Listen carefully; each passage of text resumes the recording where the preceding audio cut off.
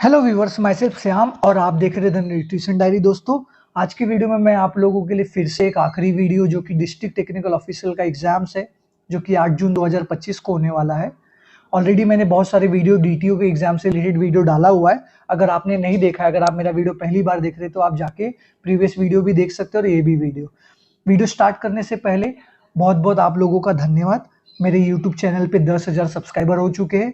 मैं बिना आपके सपोर्ट के यहाँ तक नहीं पहुँच पाता, तो सबसे पहले आप लोगों को बहुत बहुत धन्यवाद सपोर्ट करने के लिए। मैं भी एक जर्नी छोटे से स्टार्ट किया था, आज मेरे यूट्यूब पूरे टोटल फैमिली जो है मेरे 10,000 सब्सक्राइबर हो गए, तो उसके लिए सब तहे दिल से आप सभी को धन्यवाद। ऐसे ही सपोर्ट करते रहिए, मैं आगे और भी अच्छे अच्छे कंटेंट और वीडियोस आप लोगों के लिए देता रहूँगा। तो चलिए बिना टाइम वेस्ट के हम वीडियो को शुरू करते हैं और पहला क्वेश्चन देखेंगे कि पहला क्वेश्चन क्या है। तो पहला क्वेश्चन है दोस्तों, what is the inside of diameter of discuss throwing circle. याद रखिए यहाँ पे डिस्कस थ्रो के अंदर डायमीटर पूछ रहा है। तो मान लीजिए ये आपका सर्कल है, ये आपका सेक्टर एरिया। अब इसका डायमीटर पूछ रहा है, सेंटर होता है, सेंटर से एक सर्कल के एक पार्ट से दूसरे पार्ट तक इसका डायमीटर पूछ रहा है दोस्तों। तो आपको डायमीटर बताना, आपके पास ऑप्शन है 2.135, 2.50, 1.067 एंड 1.25। तो दोस्तों जो डिस्कस थ्रो का डायमीटर होता है वो होता है हमारा दोस्तों 2.50 मीटर। तो हमारा राइट आंसर क्या है दोस्तों, बी। अगर इसका रेडियस पूछ दिया तो आप लोग आंसर कमेंट बॉक्स में कमेंट कर दीजिए। ओके, अब बढ़ते क्वेश्चन नंबर 2 की तरफ। क्वेश्चन नंबर 2 क्या है देखेंगे। क्वेश्चन नंबर 2 है दोस्तों, what is the inside diameter of the shortcut circle. Same दोस्तों, आपका ये सर्कल है और सेक्टर एरिया। ओके, यहाँ पे स्टॉप बोर्ड होता है सेक्टर के स्टार्टिंग के यहाँ पे। ओके, तो आपको यहाँ पे सेम डायमीटर पूछ रहा है, तो 2.50, 20, 2.00 मीटर, 2.135 मीटर और 1.50 मीटर। तो दोस्तों जो शॉर्टकट का डायमीटर होता है दोस्तों वो होता है 2.135 मीटर। याद रखिएगा। सेम चीज दोस्तों, इसका रेडियस आपको कमेंट बॉक्स में कमेंट करना है। सेम डायमीटर का सिंपल मतलब है जो भी डायमीटर है उसको डिवाइड बाय, आप रेडियस निकालना है तो डिवाइड बाय 2 कर दीजिए। ओके, आपको आंसर मिल जाएगा। अब बढ़ते क्वेश्चन नंबर 3 की तरफ। ऐसे ही वो घुमा फिरा के आपको ज्यादातर सिचुएशन बेस्ड क्वेश्चंस पूछेंगे, याद रखिएगा। The shot must be made of. जो शॉट होता है दोस्तों वो किससे बनता है, मस्ट बी मेड ऑफ रबड़, वुड का, ब्रास और सॉलिड आयरन, एल्यूमिनियम। तो दोस्तों जो आपने देखा होगा शॉर्ट पट होते हैं वो हैवी मटेरियल्स होते हैं, तो उसके अंदर ब्रास और सॉलिड आयरन का यूज किया जाता है। तो हमारा राइट आंसर क्या है दोस्तों, सी, ब्रास एंड सॉलिड आयरन। अब बढ़ते क्वेश्चन नंबर 4 की तरफ देखेंगे। क्वेश्चन नंबर 4 क्या है। ओके, मैं आपको बीच बीच में क्वेश्चन इसके लिए देते रहता हूँ दोस्तों, मैं नहीं चाहता हूँ कि मेरा जो ये आप लोगों को मैं क्वेश्चंस बैंक लेके आता हूँ एग्जाम से रिलेटेड, आप सिर्फ उसको रटे। मैं चाहता हूँ दोस्तों आप उसको समझे भी, और मैं आपको होमवर्क इसी के लिए देता हूँ, जब आप होमवर्क के लिए अगर आप उसको पढ़ने जाएंगे तो आपको 2 चीजें और पढ़ने को मिलेगी। Okay, the hammer consist of how many main part. आपको पता है, आपको यहाँ पे बहुत सारे क्वेश्चन, हैमर का आपको वेट पूछ सकते हैं मेंस कैटेगरी के लिए। ओके, हैमर का, उसके बाद वुमेन्स कैटेगरी के लिए क्या वेट होता है हैमर्स का। अब main part, how many main part, 2, 3, 4 and 1। तो दोस्तों आपने देखा होगा, एक पहले हैंडल होता है, फिर एक वायर जैसा एक स्टिंग वायर होती है लंबा, फिर एक पट होता है। ओके, हैमर में तो उसके कितने पार्ट होते हैं दोस्तों, टोटल 3 पार्ट होते हैं, याद रखिएगा। ओके, तो हमारा राइट आंसर क्या है दोस्तों, बी। अब बढ़ते क्वेश्चन नंबर 5 की तरफ। क्वेश्चन नंबर 5 क्या देखेंगे। The stop board is used in. जो स्टॉप बोर्ड होता है, जिसे मैंने, अगर आपने पहला क्वेश्चन अगर आपने देखा होगा तो वहां पे मैंने आपको बताया था, ये आपका एक सर्कल और ये आपका दूसरा सर्कल। तो डिस्कस के अंदर आपने देखा होगा यहाँ पे रिम होती है, और शॉर्ट जो स्टॉप बोर्ड होता है दोस्तों वो होता है आपके कहाँ पे, वो होता है आपके शॉर्टपट एरिना में, याद रखिएगा। तो इसके अकॉर्डिंग हमारा आंसर क्या है दोस्तों, शॉर्टपट। ओके, सी हमारा राइट आंसर है। इसका आपको सच बात बता दूं, स्टॉप बोर्ड का यहाँ पे ये लोग मेजरमेंट के अंदर लेंथ भी पूछ देते हैं, उसके बाद उसका डायमीटर भी पूछ देते हैं, और वो ग्राउंड से कितना ऊपर है हाइट में, वो भी ऐसे टाइप के क्वेश्चंस भी वो पूछते हैं शॉर्टपट से रिलेटेड। ओके, अब बढ़ते क्वेश्चन नंबर 6 की तरफ। क्वेश्चन नंबर 6 क्या है देखेंगे हम लोग। The shot must remain in contact with. जब भी आप शॉर्टपट रिलीज करने जाते हैं तो ये कॉन्टैक्ट किसके कॉन्टैक्ट में होता है? The shoulder blade, the back, the neck और चीन और द हिप। तो जैसे आपको पता है कि जो शॉट होता है वो नेक और चीन के क्लोज होना चाहिए, आपको पता होगा प्लेसिंग करते टाइम। यहाँ पे मैं आपको एक एक्स्ट्रा नॉलेज के लिए क्वेश्चन पूछता हूँ दोस्तों, आपने देखा होगा वी कैन कॉल शॉर्टपट और डिस्कस थ्रो, तो उसमें एक डिफरेंस होता है, आपको कमेंट बॉक्स में कमेंट करना है। और आपने देखा होगा जब आपको पढ़ाया गया होगा तो यहाँ पे डिफरेंस बताया होगा। ओके, तो आपको अगर इसका आंसर पता होगा तो जरूर आप कमेंट बॉक्स में कमेंट कीजिएगा। अब बढ़ते क्वेश्चन नंबर 7 की तरफ। क्वेश्चन नंबर 7 क्या है देखेंगे। Shot touching the stop board outer surface result. क्या पूछा है दोस्तों यहाँ पे? जो shot touching the stop board outer surface result, valid throw, warning only, failure and rethrow. फिर से पढ़ते हैं हम लोग। शॉट जो होता है touching the stop board outer surface result क्या होगा? तो आप मुझे बताइए। स्टॉप बोर्ड आपको पता है वो मेजरमेंट के अंदर इंक्लूड होता है। आउटर टचिंग सरफेस में कभी कभी क्या होता है जब वो रिलीज करते हैं शॉट पट, तो एथलीट का जो यहाँ पे शॉर्ट टचिंग बोला है, कभी कभी एथलीट का पैर भी स्टॉप ऊपर, हाँ ऊपर अगर स्टॉप बोर्ड के टच हो गए तो फाउल होता है। और अगर शॉर्ट टचिंग आपके स्टॉप बोर्ड के आउटर सरफेस में गिरता है, मतलब आपका सेक्टर एरिया के बाहर गिरेगा, ओके, तो भी आपका फाउल होता है। तो इसके ऑप्शन के according valid throw, warning only and failure rethrow. तो दोस्तों हमारा जो करेक्ट आंसर है ऑप्शन के अकॉर्डिंग वो है फेलियर। ओके, अब बढ़ते क्वेश्चन नंबर 8 की तरफ। क्वेश्चन नंबर 8 क्या है देखेंगे। The sector angle used in all throw from circle. तो सिंपल सी बात है, पूछा है दोस्तों, आपका सर्कल हो गया, हैमर थ्रो, डिस्कस थ्रो, और आपका क्या हो गया, हैमर थ्रो, डिस्कस थ्रो और शॉर्ट पट इवेंट में। तो इसका जो सेक्टर का एंगल होता है वो कितना होता है दोस्तों? वो होता है 30 डिग्री, 40 डिग्री, 34.92 एंड 36 डिग्री। तो उसका जो दोस्तों एंगल होता है वो होता है 34 डिग्री, 34.92 डिग्री, याद रखिएगा दोस्तों। ओके, 34.92। अब बढ़ते क्वेश्चन नंबर 9 की तरफ। क्वेश्चन नंबर 9 क्या देखेंगे यहाँ पे। Leaving the circle incorrectly result in. Okay, जो सर्कल होता है रिजल्ट क्या होगा इनकरेक्टली जब वो निकलते? A deduction, a warning, a failed attempt और नो कंसिक्वेंस। याद रखिएगा, अगर वो सर्कल के यहाँ पे सर्कल होता है, ये सेक्टर एरिया, डॉट लाइन होती है, साइड में एक्सटेंडेड लाइन होती है, अगर वो गलत तरीके से निकलेगा दोस्तों तो क्या होगा? वो थ्रो हो जाएगा, फेल्ड अटेम्प्ट। याद रखिए, आपने कितना भी लंबा मीटर मारा रहेगा। तो हमारा राइट आंसर क्या है दोस्तों? Failed attempt. ओके, अब बढ़ते क्वेश्चन नंबर 10वें की तरफ। आई होप आपको ये क्वेश्चंस बहुत हेल्प करते होंगे, और मैं आपसे रिक्वेस्ट करूंगा आप जब भी DTO का एग्जाम्स देंगे, और अगर आप जब एग्जाम देंगे तो मैं चाहूंगा मैं अपना मेल आईडी भी डाल दूंगा इस कमेंट बॉक्स में। तो आप लोग डेफिनेटली उस मेल आईडी पे आपको जितने क्वेश्चंस याद होंगे कि किस टाइप के क्वेश्चंस पूछे गए थे, कैसे पूछे गए थे, तो आप लोग जरूर मुझे मेल कीजिए, जिससे मैं आप जैसे आप लोगों की हेल्प कर रहा हूँ वैसे और लोगों की हेल्प कर पाऊँ। Okay, in a valid throw the athlete must be exceed the circle.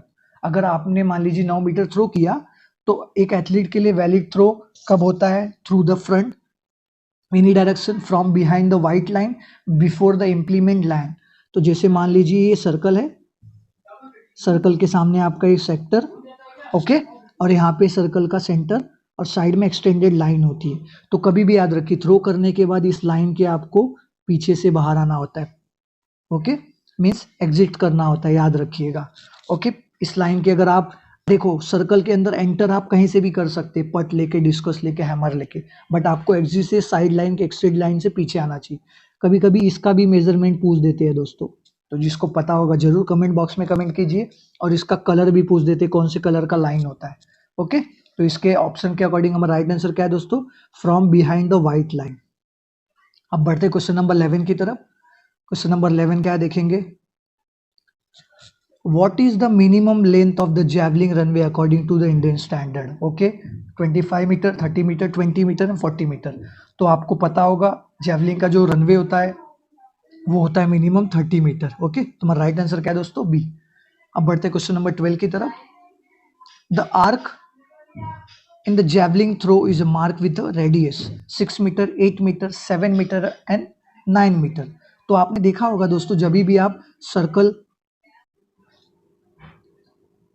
Circle के जब भी आप शॉर्ट पट या डिस्कस रिलीज करते हैं, तो आपने देखा होगा जब जो ऑफिशियल होते हैं वो मेजरमेंट करते हैं, तो वो सर्कल का जो मान लीजिए ये आपका सर्कल है, आपका ये सेक्टर एरिया, ओके। यहाँ पे एक डॉट लाइन होता है, जब भी आप देखेंगे जो मेजरमेंट करते हैं, जो पीछे वाला टेप होता है एक पर्सन यहाँ रखते हैं, उसके बाद आपका मेजरमेंट मेजर होता है, ओके। वो कभी भी देखोगे आप स्टॉप बोर्ड के ऊपर से नहीं मेजर करते, या डिस्कस के आगे रिम वाले पॉइंट से नहीं, वो सर्कल पे टेप को रखते हैं। तो वैसे ही पूछा है, the arc in the javelin throw is mark with radius, तो कितने मीटर का होता है दोस्तों, वो होता है 8 मीटर का, याद रखिएगा, ओके। हमारा करेक्ट आंसर क्या है दोस्तों, 8 मीटर। अब बढ़ते क्वेश्चन नंबर 13 की तरफ। What is the width of the painted arc line in javelin? बहुत मस्त क्वेश्चन और इंपॉर्टेंट क्वेश्चन है दोस्तों। 6 सेंटीमीटर, 7 सेंटीमीटर, 5 सेंटीमीटर और 4 सेंटीमीटर। तो दोस्तों जो painted arc line in javelin throw होता है दोस्तों, वो होता है हमारा 7 सेंटीमीटर। तो बच्चे बहुत कंफ्यूज हो जाते हैं, 5 सेंटीमीटर टिक कर देते हैं। याद रखिएगा, जैवलिंग में जो आर्क लाइन होता है उसकी विड्थ होती है 7 सेंटीमीटर। और लेन का अगर आपको पूछा, इसका विड्थ, लेन का विड्थ नहीं मैं बोल रहा हूँ, लेन के विड्थ का जो लाइन होता है वो 5 सेंटीमीटर होता है, याद रखिएगा, ओके। उसका विड्थ तो आपको पता होगा 1.22 मीटर होते हैं, ओके। बट यहाँ पे जैवलिंग के विड्थ का, painted arc line javelin throw, तो उसका विड्थ कितना होता है 7 सेंटीमीटर, ओके। अब बढ़ते क्वेश्चन नंबर 14 की तरफ। क्वेश्चन नंबर 14 क्या है, which of the following is a not legal method of throwing the javelin? Not पूछ दिया, हमेशा याद रखिए, मैं हमेशा बोलता हूँ 4 ऑप्शन में से 3 ऑप्शन करेक्ट होंगे और 1 ऑप्शन गलत होगा, ओके। तो over the shoulder, over the upper part of the throwing arm, sling shot method और प्रॉपर ग्रिप थ्रो। तो दोस्तों जो मेथड नहीं है, नॉट लीगल इन मेथड है throwing javelin throw, sling shot method नहीं है। तो इस ऑप्शन के अकॉर्डिंग हमारा राइट आंसर क्या है दोस्तों, स्लिंग शॉट मेथड। अब बढ़ते हैं दोस्तों क्वेश्चन नंबर 15 की तरफ, देखेंगे 15 नंबर क्वेश्चन क्या है। वेरी इंपॉर्टेंट क्वेश्चन है दोस्तों, how should the measurement of the throw be taken? जो मेजरमेंट होता है थ्रोइंग एरिया में, कहाँ से मेजर करते हैं, how should be measure? From the centre of the arc, the landing point, from the inside edge of the arc to where the tail lands, from the inside edge of the arc to the first mark of the metal tin, from the outside of the arc to the final landing point. तो दोस्तों मैं चाहता हूँ इस question का answer आप लोग comment box में कमेंट कीजिए, ओके। अब बढ़ते हम लोग क्वेश्चन नंबर 16 की तरफ, क्योंकि मैंने आपको ये होमवर्क इसके लिए दे रहा हूँ क्योंकि ऑलरेडी मैंने इसको एक्सप्लेन आपको कर दिया ऊपर वाले क्वेश्चंस में। How many trials are allowed for each athlete where they are more than 8 competitor? 2, 3, 5 and 6। हमेशा याद रखिए मोर देन 8 एथलीट है, 8 एथलीट नहीं, मोर देन 8 एथलीट है। तो हर एक एथलीट को कुछ भी हो जाए, चाहे 3 चांस तो उनको कंपलसरी देना है। क्या हो गया, 3 चांस उसको देना ही देना है, कुछ भी हो जाए, 8 से ज्यादा अगर एथलीट है कॉम्पिटिटर में, ओके। अब अगर उसके बाद वो टॉप 8 में क्वालिफाई होते हैं तो फिर से उनको 3 चांस मिलता है। बट जब ये 3 चांस मिलता है तो 3 चांस के बाद उनके 4th ट्रायल के पहले आपका रिवर्स ऑर्डर लगाते हैं, ओके। और एक बार रिवर्स ऑर्डर लगता है, वो कौन से ट्रायल के बाद होता है ये भी आपको कमेंट बॉक्स में कमेंट करना है, ओके। अब बढ़ते क्वेश्चन नंबर 17 की तरफ, देखेंगे क्वेश्चन नंबर 17 क्या है। What is the correct angle of the landing sector in a javelin throw? दोस्तों जो कि मैंने आपको बताया, सर्कल शॉर्टपट थ्रोइंग एरिया में जितने सर्कल वाले और जैवलिंग थ्रो में 25 डिग्री, 28.96 डिग्री, 30 डिग्री, 20.45 डिग्री। तो दोस्तों जो सेक्टर जैवलिंग थ्रो होता है वो होता है 28.96 डिग्री। तो हमारा राइट आंसर क्या है दोस्तों, बी। अब बढ़ते क्वेश्चन नंबर 18 की तरफ। क्वेश्चन नंबर 18 देखेंगे क्या है, what is the rule regarding gloves during a javelin throw event? ये बहुत इंपॉर्टेंट क्वेश्चन है, कंफ्यूज करने के लिए आपको पूछते हैं। मैं आपको अभी बताता हूँ कैसे कैसे क्वेश्चन होते हैं, पहले इसको देख लेंगे। ग्लव्स ड्यूरिंग जैवलिंग थ्रो, जब जैवलिंग थ्रो के इवेंट होते हैं तो ग्लव्स को लेके क्या रूल्स है, allow for all athlete, allow for training only, strictly prohibited, allowed with prior approval. तो दोस्तों जैवलिंग थ्रो में जो कि ग्लव्स अलाउड नहीं होता है, स्ट्रिक्टली प्रोहिबिटेड, मना ही होता है, याद रखिएगा, बिकॉज उससे ग्रिप के लिए एक एथलीट को एडवांटेज मिलेगा, इसके लिए ग्लव्स अलाउड नहीं होता है। अब आप लोग मुझे कमेंट बॉक्स में कमेंट करके बताएंगे, डिस्कस थ्रो में ग्लव्स पहन सकते हैं या नहीं, पहला क्वेश्चन। दूसरा क्वेश्चन, हैमर थ्रो में ग्लव्स पहनते हैं या नहीं, ओके।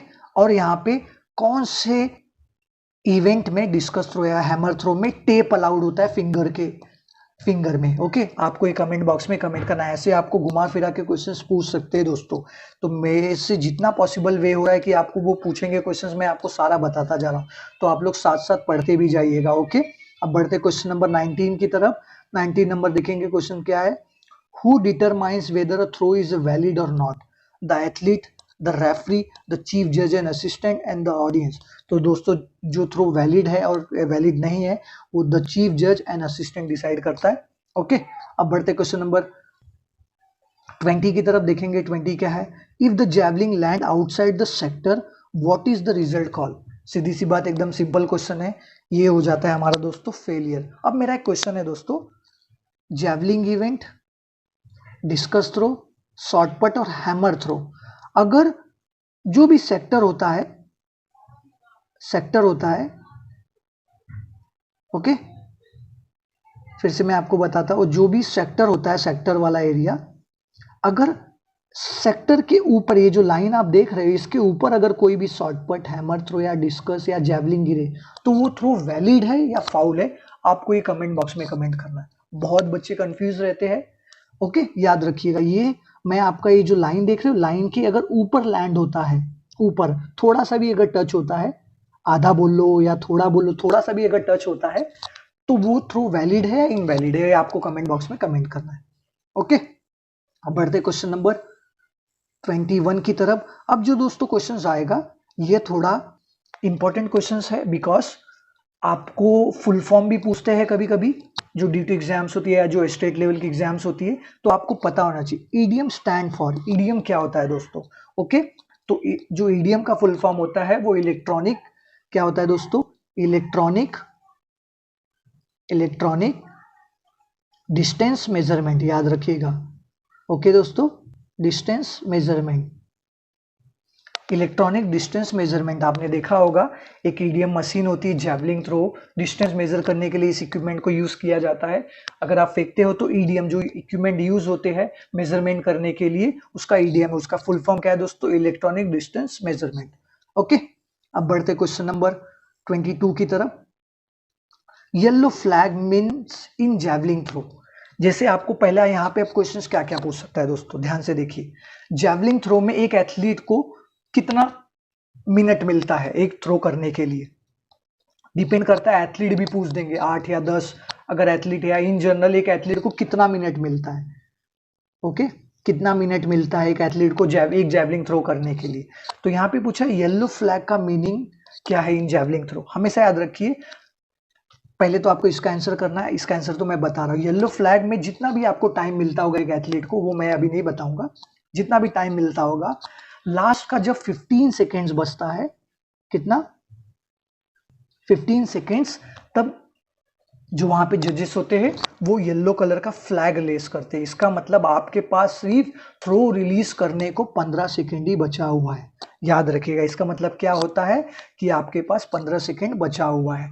ओके, टाइमर आपका खत्म हो रहा है, ये आपके एथलीट के लिए इंडिकेट होता है, सिग्नल होता है। ओके, आई होप आपका डाउट क्लियर हो गया होगा, yellow flag in javelin throw में क्या मीनिंग होता है। What is the full form of NM?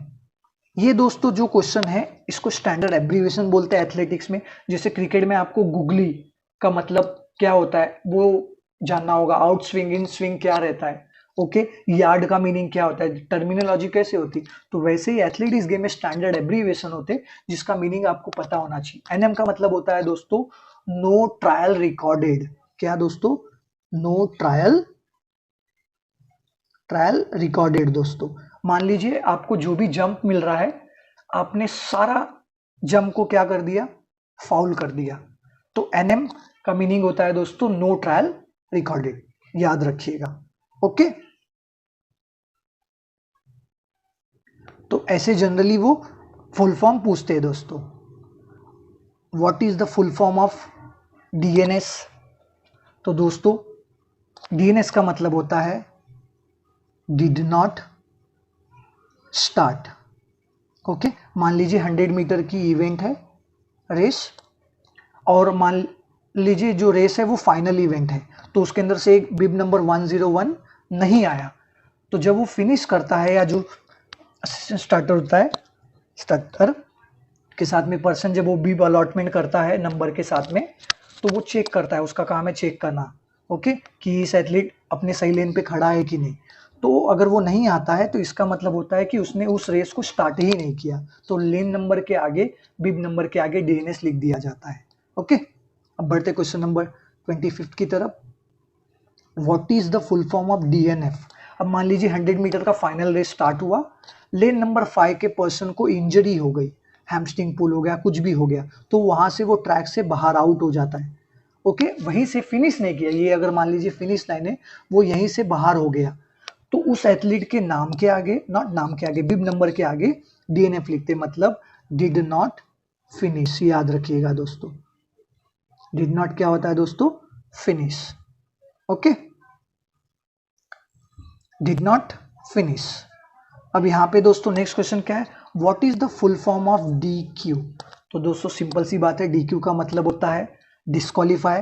अगर वो कोई वायलेंस करता है ट्रैक के अकॉर्डिंग, अगर जो रूल्स एंड रेगुलेशन है उसका उल्लंघन करता है, उस एथलीट को क्या करते हैं? डिस्क्वालीफाई कर देते हैं। तो उसका सिंबल क्या होता है दोस्तों? D Q. याद रखिएगा। रिले बैटन देते टाइम दूसरे के लेन में चला गया, ओके, डिस्टेंस को कम कर दिया है, बैटन गलत हाथ से पकड़ा, बैटन पहले ही कैलकुलेट कर लिया, तो वैसे उस लेन नंबर के आगे डी क्यू लिख के वो कर देते।